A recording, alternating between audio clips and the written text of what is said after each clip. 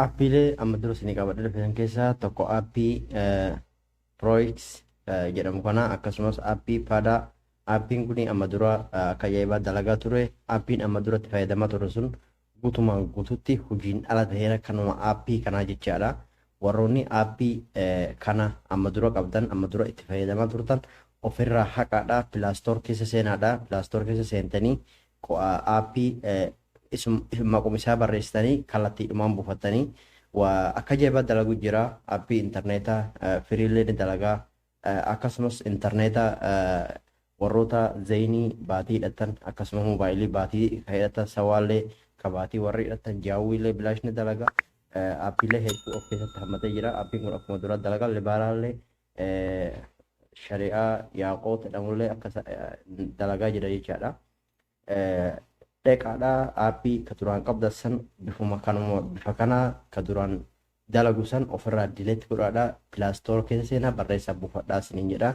Aappiin kunis immoo aappii ajaa'ibaa akka ajaa'ibaa dalagaa kun aappii hunda haga ammaatti fide keessaa aappiin kun aappii hedduu bu'a qabeessa siim kaardiilee hundarratti zeenii moobaayilii sawaa irratti bilaashee dalaga jechaadha.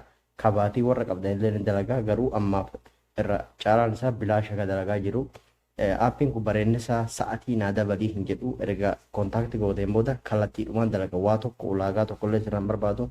Fakkeenyaaf aappiin kun amma dura akka duraan jiru sa'a dabaluullee iddoo ture viidiyoo beeksisa viidiyoo xiqqoo dalaguudhaaf sa'atii gaafataa ture sa'atii san gaafachuudhaaf amma dalaguu dideera jechaadha. Garuu erga aappii haaraa buufattaniin booda shabakaa yookaan waayifii akkuma qabdanii waayifii duraan qabda sanarraa keessa seentanii kallattumaan abdeet of godha. Erga abdeet of godheen booda ka gubbaa kana automaatikuma irra dhiistanii jechaadha.